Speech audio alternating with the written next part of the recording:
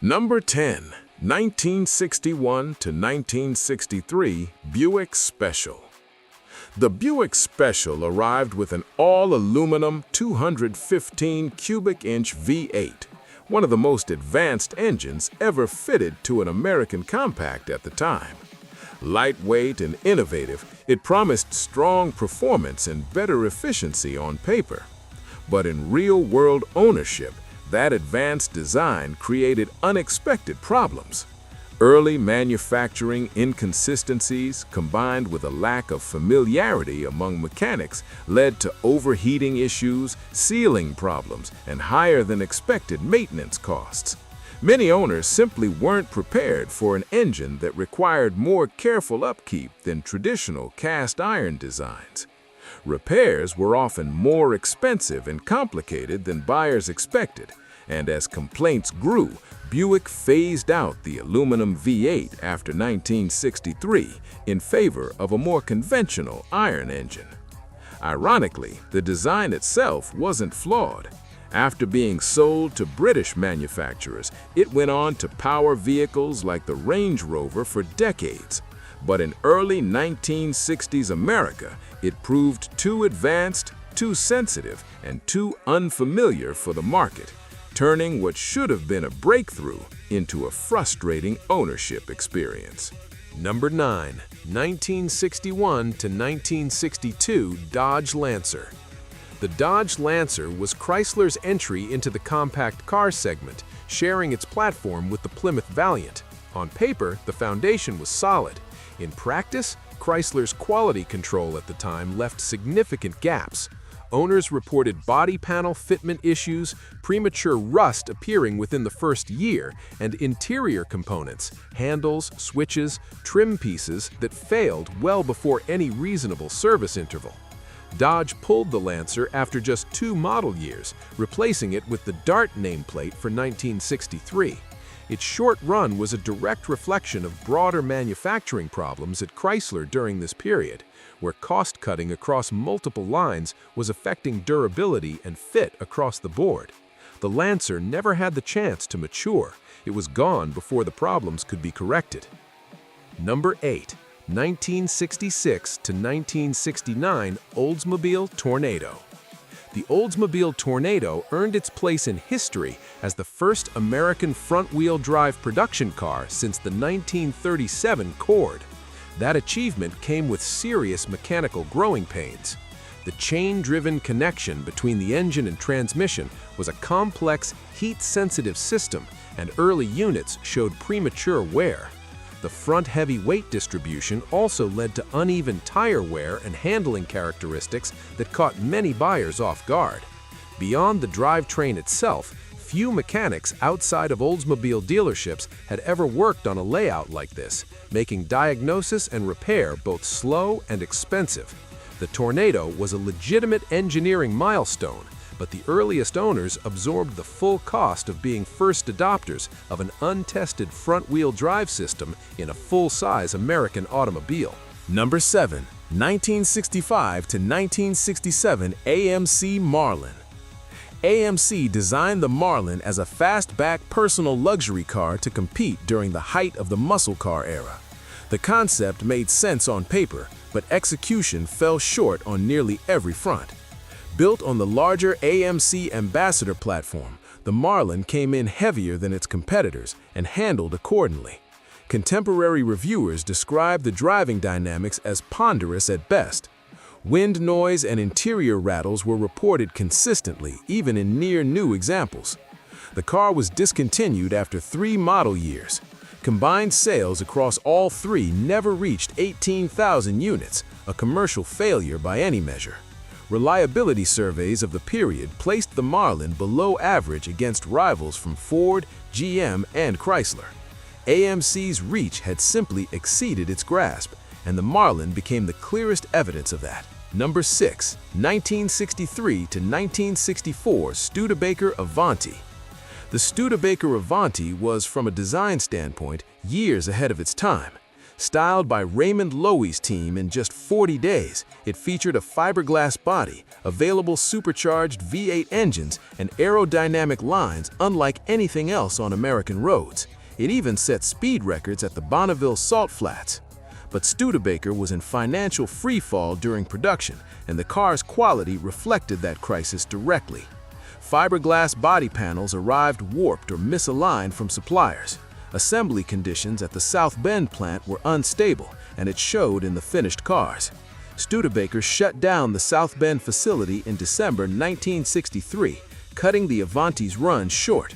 The nameplate survived under independent producers, but those original 1963-1964 cars were built under impossible circumstances, and many of them showed every sign of that. Number 5. 1960 to 1966 Chrysler Imperial.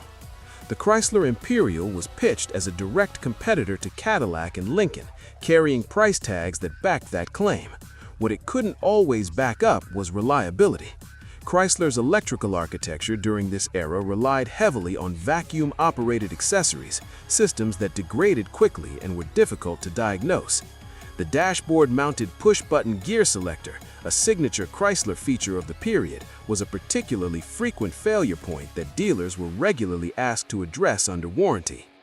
Body corrosion appeared faster than buyers expected, even in mild climates, and the cars demanded expensive specialist attention to maintain properly. Imperial never closed the sales gap with Cadillac throughout the decade, and owner satisfaction data from the period reflects persistent frustration.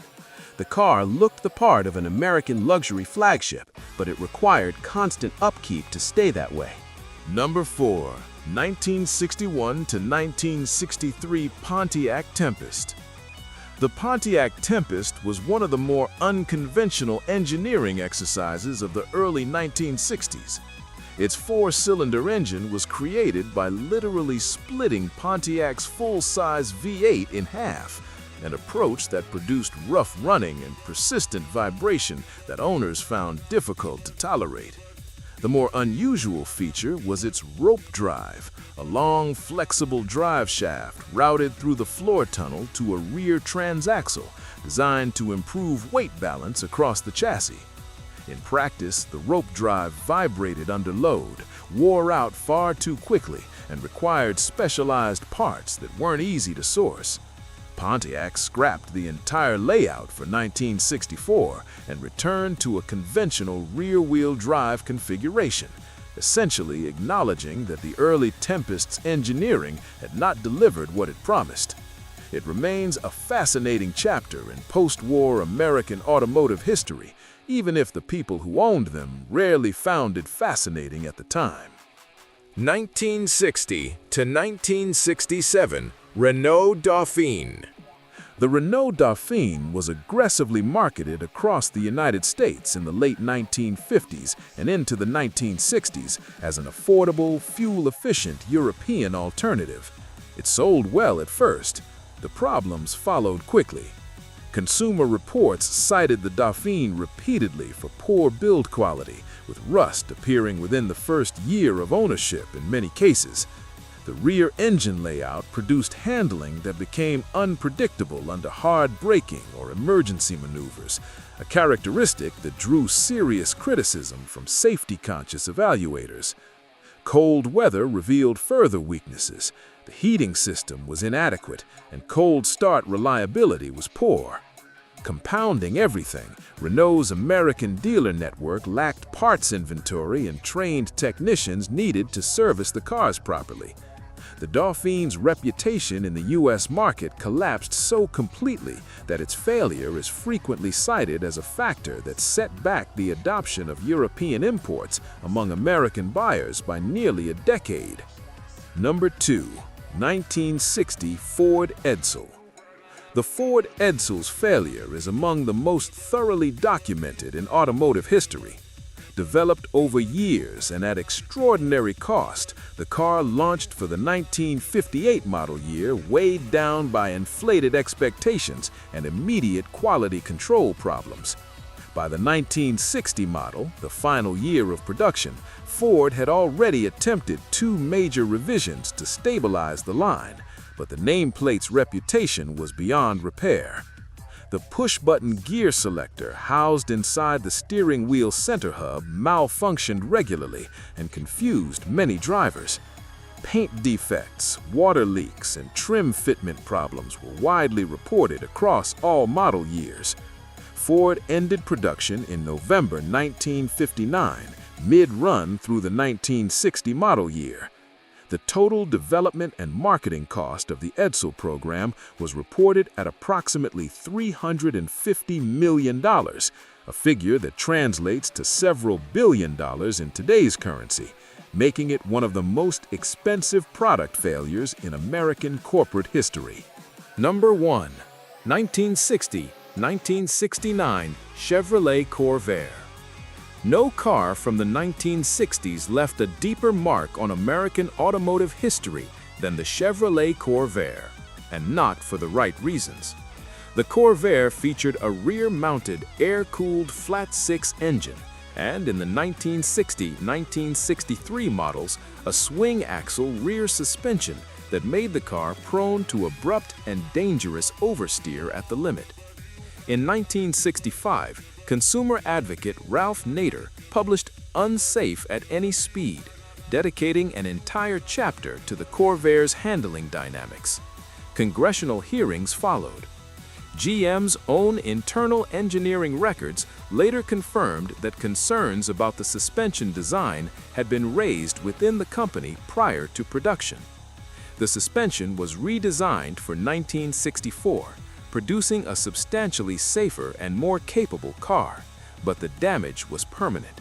The Corvair was discontinued in 1969.